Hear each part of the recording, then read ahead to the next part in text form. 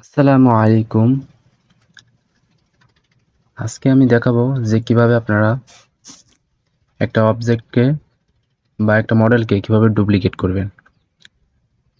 দেখেন যে ডুপ্লিকেট করতে গেলে আপনাদের বক্সটাকে সিলেক্ট করতে হবে অথবা যে কোনো ক্যারেক্টার বা মডেলকে সিলেক্ট করতে হবে। তো সিলেক্ট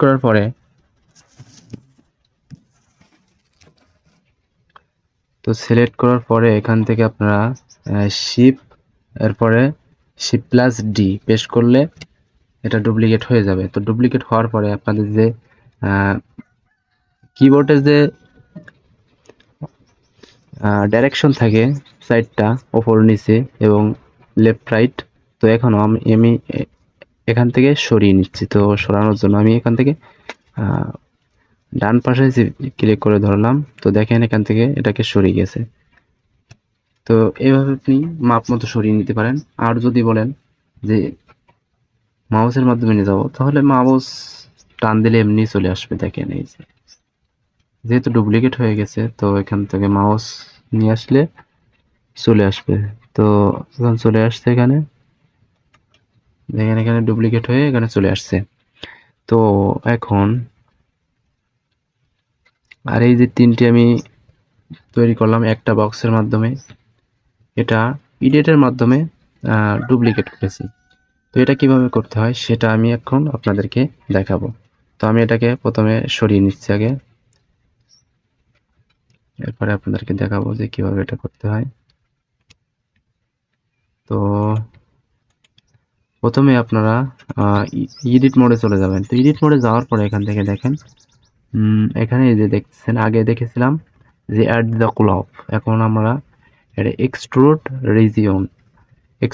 রিজিয়নের মাধ্যমে আপনারা কি কি করতে পারেন সেটা দেখাবো। তো প্রথমে আমি ভার্টেক্স সিলেক্ট করলাম। তো ভার্টেক্স সিলেক্ট করার পরে দেখেন এখানে যদি আপনি একটা ভার্টেক্স সিলেক্ট করেন, তাহলে এখান থেকে আমরা প্লাসে টিপ দিয়ে মাউসটা টান দিলাম।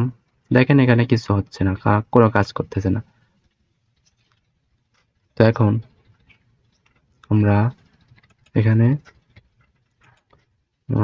যদি আমরা এটাকে সব সিলেক্ট করে নিই তাহলে কাজ হবে। এখন দেখেন এটার সাইড উপরে উঠতেছে। তো আপনি যে কটা সিলেক্ট করে নেবেন সে কটা সাইড এখান থেকে চালু হবে। তো আমি এখন ব্যাকে চলে যাচ্ছি। এখন আমি এটাকে ইডিট সিলেক্ট বক্সে ক্লিক করলাম। এরপরে দেখেন আমরা এখান থেকে একটা লাইন পাথ সিলেক্ট করলাম। তো করার পরে এখান থেকে আমরা এটাকে বড় করব, এটাকে টান দিব, দেখি কাজ করে কিনা। আগে তো কাজ করি নাই।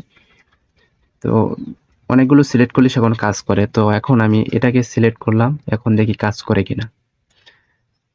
তো দেখেন এটাকে কিন্তু কাজ করতেছে, দেখেন সুন্দর কাজ করতেছে। তো এইভাবে মূলত আপনারা ডুপ্লিকেট বের করতে পারেন, সাইড পাশ অথবা সম্পূর্ণটা ডুপ্লিকেট করতে পারেন। তো এখন আমরা ফেস সিলেক্ট করব। ফেস সিলেক্ট করার পরে দেখি এখানে কি আর কি কাজ করে এতে। তো এখন আমরা ফেস সিলেক্ট করলাম। ফেস সিলেক্ট করার পরে এখান থেকে দেখেন আমরা এটাকে ডুপ্লিকেট করব। তো ডুপ্লিকেট করার জন্য আমরা একটা পাশ সিলেক্ট করলাম। এরপরে এখান থেকে দেখি আমরা এটা দুটো টান দিব, দেখি কি হয়। তো এখান থেকে প্লাসে ক্লিক করলাম, এরপরে টান দিলাম। তো দেখেন এখান থেকে ডুপ্লিকেট হচ্ছে। আপনি এভাবে চাইলে বিল্ডিংও তৈরি করতে পারেন, এক এক তালা আপনার মাপ মতো দিয়ে আপনি এরকম বিল্ডিং তৈরি করতে পারেন। দেখেন এটা বিল্ডিং এর মতো হয়ে যাবে। যদি বিল্ডিং তৈরি করতে চান তাহলে বিল্ডিং এর মতো হয়ে যাবে। এটা দিয়ে আপনারা চেয়ার তৈরি করতে পারেন খুব সহজে, যে কোনো গাড়ি তৈরি করতে পারেন খুব সহজে। তো এখন আমরা দেখব সম্পূর্ণ এটাকে কিভাবে ডুপ্লিকেট করতে হয়। তো আমরা এখন ব্যাগে যাব, কন্ট্রোল প্লাস জেড ব্যাগে।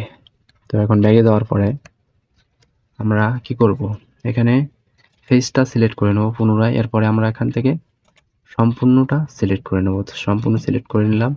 সম্পূর্ণ সিলেক্ট করার জন্য আপনারা শুধু একটা সিলেক্ট করার পরে আপনারা ELFS করলে সবগুলো সিলেক্ট হয়ে যাবে। তো এখন আমরা যেটা করব, এখন তো সব সিলেক্ট হয়ে গেছে, তো আমরা যে এক্সট্রুড রিজিওন গেছিলাম সেই জায়গায় থাকবো। এরপরে এখান থেকে আমরা উপরে টান দিব। দেখেন উপরে টান দিচ্ছি, সম্পূর্ণ ডুপ্লিকেট হয়ে চলে আসছে। এরপরে আবার উপরে নিয়ে গেলাম, আরেকটা হয়ে গেল। চাইলে আর একটা তৈরি করতে পারি। এইভাবে মূলত আপনারা ডুপ্লিকেট তৈরি করতে পারেন একাধিক এই যে এক্সট্রুড রিজিওনের মাধ্যমে।